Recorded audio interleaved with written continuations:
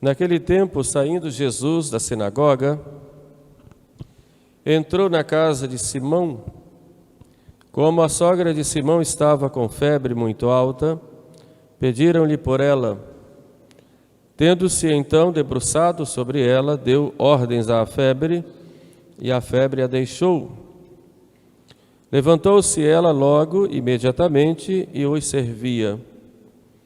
Quando foi ao posto, todos os que tinham pessoas sofrendo de diversos males, levaram-lhes, e ele curava-os, impondo as mãos a cada um deles. Os demônios, por sua vez, saíam de muitos, clamando, dizendo: Tu és o Filho de Deus. Ele, porém, ameaçava-os, não os deixando confessar que sabiam que ele era o Cristo. Depois, ao fazer-se dia, ausentou-se para um lugar solitário. As multidões, todavia, puseram-se à sua busca, até que, tendo-o encontrado, o detiveram, impedindo de se afastar delas. Ele, contudo, observou-lhes: É igualmente necessário que eu vá anunciar às outras cidades a boa nova do reino de Deus, pois é para isso que eu fui enviado. Em seguida, continuava pregando pelas sinagogas da Galileia. Laus tibi Christi.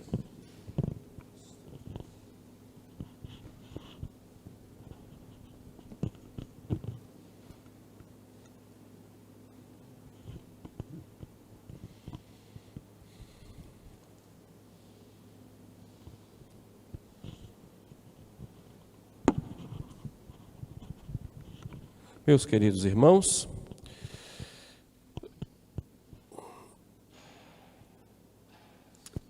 esse último dia da oitava de Pentecostes, a igreja faz como que uma síntese nas leituras de tudo aquilo que nós devemos aprender para continuarmos essa caminhada nesse tempo novo que se aproxima após a festa da Santíssima Trindade. Na primeira leitura, nós vemos o profeta Joel falando de coisas que acontecerão no fim do mundo. Chama o fim do mundo de dia grande e glorioso do Senhor. Jesus fala um pouco sobre isso lá no Evangelho de São Mateus, usando palavras parecidas com as do profeta Joel, quando diz: naquele dia o sol se escurecerá, a lua não dará mais o seu brilho, e as forças do céu serão abaladas. No livro do Apocalipse, nós vemos profecias semelhantes. Por que a igreja coloca isso exatamente no dia de hoje? Para que nós estejamos bem conscientes de que devemos sempre pensar no nosso fim. Para que fim nós fomos criados? Por que é que nós existimos? Esta é a regra básica da sabedoria humana. Qual é o meu fim? Ou seja, qual é o objetivo para o qual fui criado? Podem se apresentar diversas opções. Meu fim pode ser ter muito dinheiro, ter muito prazer, pode ser meu fim ter saúde, ter muitos amigos. Posso colocar a finalidade da minha vida em ter muito sucesso, em ser muito conhecido por todos, em ter cada vez mais um carro novo, um aparelho de última geração. Ou seja, posso colocar o meu fim em muitas coisas. Mas, quando o profeta Joel fala em Jesus, e depois o Apocalipse fala no nosso fim, ele coloca o fim como o dia grande e glorioso do Senhor. E nos mostra que o único que nos sacia, que nos dá repouso e que nos dá a verdadeira felicidade é Deus. Por isso Santo Agostinho diz: nosso coração, Senhor, anda inquieto e só encontra repouso em vós. Então, partindo daí, é que nós vamos pautar toda a nossa vida. A vida de nosso Senhor Jesus Cristo, a vinda dele é do Filho do Homem, do Filho de Deus aqui à terra, fazendo-se homem, foi exatamente para reconquistar o coração do homem e colocar de novo o coração do homem com Deus, em união com Deus. Quer dizer, fazer essa comunhão da humanidade com Deus. Esse, pois, é o nosso fim. Nós existimos para isso. Jesus Cristo expressa isso de uma forma muito simples, de que adianta o homem ganhar o mundo inteiro se vier a perder a sua alma. E quando Jesus fala perder a sua alma, não significa apenas do ponto de vista negativo, da alma ir para o inferno, mas é sobretudo da alma, e a alma aí significa toda pessoa humana, não alcançar o seu fim último, que é a união íntima com Deus. E é isso que é isso que deve pautar a nossa vida e inspirar toda a nossa existência. Não adianta, eu posso ir para um lado, para o outro, correr, trabalhar, estudar, me esforçar para fazer muitas coisas, mas eu só vou me realizar como pessoa humana. Só vou ser plenamente feliz na minha união com Deus, nosso Senhor. Só isso. Mas eu preciso caminhar aqui na terra. E a minha vida espiritual, que vai ter sua influência na vida material, ela precisa caminhar. Estamos aqui por um tempo, evidentemente. Daqui a algum tempo nós não estaremos mais aqui. Deus vai nos chamar. Mas como é que nós devemos nos alimentar? Aí São Paulo, na Epístola aos Romanos, vai nos falar primeiro que nós fomos justificados pela fé. Daí a primeira virtude teologal, chamamos de virtude teologal porque tem Deus por objeto final e direto, né? A fé, que é essa nossa resposta ao Deus que se revela a nós, que vem nos transformar, e nós dizemos o nosso sim, evidentemente iluminados pela graça. Esta fé aqui é uma virtude infundida por Deus em nós, mas nós devemos viver primeiro pela fé. O justo vive da fé. Pela fé nós fomos justificados. Pela fé nós temos a vitória. A vitória do mundo é a nossa fé, já diz o apóstolo. Mas a fé, ela precisa da esperança. Quer dizer, a fé e a esperança caminham juntas. Por isso São Paulo nos fala na epístola das tribulações. Tribulações que são importantes e que são necessárias para nós, porque através da tribulação nós vivemos a paciência e somos adestrados na paciência. A paciência ser uma virtude, não é uma virtude principal, porque a principal é a caridade, mas ela está unida à fé e à esperança. E a paciência é essa capacidade de enfrentar os obstáculos por amor a Deus e com o verdadeiro espírito de sacrifício. Daí as tribulações, e nós enfrentamos tantas no dia a dia, devem nos levar a sermos adestrados nesse espírito de paciência. E a paciência aí vai unida à constância no dia a dia. Mas nós vivemos da esperança, somos alimentados pela esperança. É uma coisa muito importante, nós não olhamos só o agora, nós olhamos o que vem depois. O grande mal nosso, que nós fazemos do instante atual à eternidade.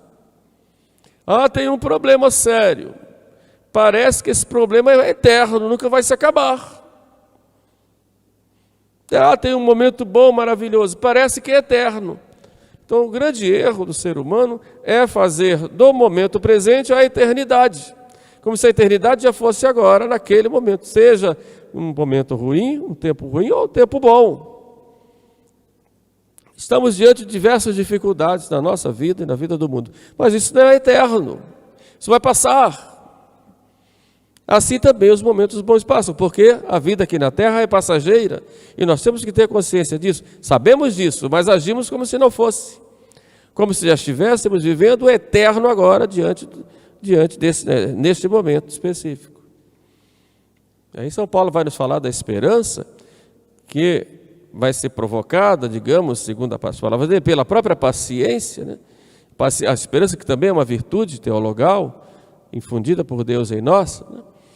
Mas que nos leva a confiarmos em Deus, sabendo que Deus vai nos dar todas as graças necessárias para nós conseguirmos a vida eterna, porque a esperança tem Deus como fim. Tem a eternidade como fim. Lá no céu não tem esperança. Por quê? Porque lá já temos a posse daquilo que esperamos aqui na terra. Como lá no céu também não tem fé, porque já temos a posse daquilo que cremos aqui na terra. Mas lá no céu tem a caridade. Ou seja, tem o amor. Porque Deus é caridade. Deus caritas est, nos fala São João, né? Deus é amor, né? E esse amor que se expressa, né? que sai de si mesmo para criar, e nos criou exatamente por amor, e nos atrai com o seu amor, né? É essa caridade que deve nos impulsionar para Deus, e porque nos impulsiona para Deus, nos impulsionar para os nossos irmãos por causa de Deus. Para vivermos isso, Deus se fez homem. Aí nós chegamos no Evangelho, em que vemos Jesus, que é o Filho de Deus feito homem, já se apresentando na sua missão. E a primeira missão de Jesus é salvar.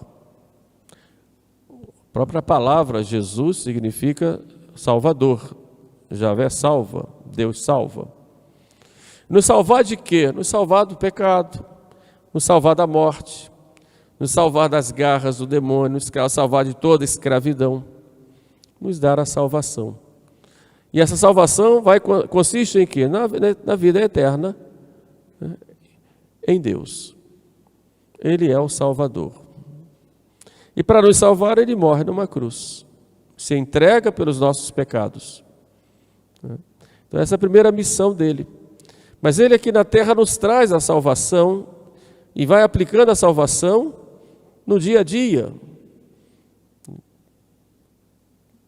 Com a sua misericórdia, nos perdoando dos pecados, nos inspirando com a graça de Deus, com a sua graça, evidentemente a graça do Espírito Santo que vem por Ele, nos ensinando o caminho do céu, a sua palavra, entanto que a gente vê no Evangelho hoje, Ele pregando o tempo todo, e dizia, eu vim para pregar para outras, preciso pregar em outras cidades, e a pregação o impulsionava, seu desejo de pregar. E é interessante quando ele olhava para o povo e via, e dizia, parece que estão como ovelhas sem pastor. E o evangelista vai sempre dizer, e aí ele começava a ensinar as multidões. Ou seja, como pastor que ensina, que alimenta as multidões com a sua palavra. E vem também para ser o nosso mediador entre Deus e nós. Eu sou o caminho, a verdade e a vida. Ninguém vai ao Pai senão por mim. Esse é Jesus. Esse é Jesus que nos ama, que provou e demonstrou seu amor para nós e muitas vezes, como ele reclama e se queixa, a Santa Margarida Maria só recebe de nós ingratidões e desprezos. Que resposta nós vamos dar a Ele na nossa vida? O que Ele quer de nós? Na verdade, nosso Senhor quer o nosso coração, quer o nosso amor. Ele só quer isso. Santa Teresinha dizia, dando resposta a isso, dizia, eu só quero dar prazer a Jesus. Isso agrada a Jesus, eu faço. Isso não agrada a Jesus, eu não faço. Eu quero ser nas mãos de Jesus como um brinquedinho que Ele faça o que Ele quiser. Como uma criança pega um brinquedo, brinca e depois diz, fica ali, não quero brincar mais, e vai fazer outra coisa. Que seja assim, que eu seja assim para Jesus. Quer dizer, dar esse prazer a Jesus. Na verdade, né, a santidade de vida, que consiste na caridade, ela é a nossa configuração com a pessoa de Jesus Cristo. Na medida em que, por amor, nós nos tornamos semelhantes a Jesus, temos a mesma vida de Jesus, procuramos ter os mesmos sentimentos de Jesus, nós somos santos. E o nosso grande desafio está em duas vontades. Unir a nossa vontade à vontade de nosso Senhor, ou fazer a nossa vontade como nossa, como princípio de ação. A grande luta interior está exatamente aí. Qual é a vontade de Nosso Senhor para a minha vida? Muitas vezes, nesse momento, ela me desagrada, me causa pânico, me desanima muitas vezes. Eu tenho que fazer isso. Mas essa é a vontade de Deus, eu faço. Mesmo que aparentemente, no momento, eu acho que seja ruim. Mas eu sei que Deus faz concorrer tudo para o bem. Se realmente eu o amo, então eu vou me sujeitar à vontade de Nosso Senhor. Nosso Senhor quando falamos da vontade, Ele fala a vontade do Pai, Ele conta a parábola dos 2 filhos. O pai pede a um filho para fazer uma coisa para ele. Vá fazer isso para mim, meu filho. O filho diz, tá bom, pai, eu vou. E não vai. E diz para o outro, vá fazer aquilo para mim. O outro diz, eu não vou. E vai. Qual dos 2 agiu corretamente? Pergunta Nosso Senhor. E a resposta é, agiu corretamente aquele que fez a vontade do Pai. Mesmo que tenha dito que não iria fazer, mas fez a vontade do Pai. Então, muitas vezes nós somos desafiados no dia a dia, qual é a vontade de Deus para conosco? Não podemos fazer a nossa vontade, a vontade de Deus. Às vezes, por exemplo, quando a gente vai dar orientação vocacional, eu sempre digo para os jovens que estão fazendo discernimento, você tem que perguntar qual é a vontade de Deus com relação à sua vida. E assim para você fazer qualquer coisa. Vai entrar no estado de vida, vai se casar, vai ter escolher uma profissão. Qual é a vontade de Deus? O discernimento consiste exatamente aí. Ver se a vontade de Deus é essa escolha que você está fazendo, está correspondendo à vontade dele. E assim tudo que nós vamos fazer. Como eu disse, eu repito, nem sempre a vontade de Deus nos agrada naquele momento, porque nós somos muito ligados às coisas da terra. Os santos padres olham na cura da sogra de Pedro, que nós acabamos de ouvir no Evangelho, vê a febre que ela possuía, como imagem da própria concupiscência, do próprio desregramento nosso. E diz que Jesus vem curar a nossa febre, e coloca lá a febre do orgulho, a febre da luxúria, a febre da vaidade, a febre da inveja, e por aí vai. Por quê? Porque muitas vezes essas febres nos impulsionam para fazermos a nossa vontade. Então temos que olhar para nosso Senhor, qual é a vontade do Senhor. Como é que o Senhor agiria nesse momento, diante dessa situação? Aí está o caminho para que nós cheguemos ao nosso fim último, que é conhecer, amar, servir a Deus nesse mundo e depois sermos felizes para sempre no céu. Então hoje sábado, primeiro sábado de junho, todo sábado é dedicado de modo especial à devoção a Maria Santíssima. Peçamos ao Imaculado Coração de Maria que nos acolha, né, nos sustente e nos leve para Jesus, para que possamos sempre fazer a vontade dele. Amém.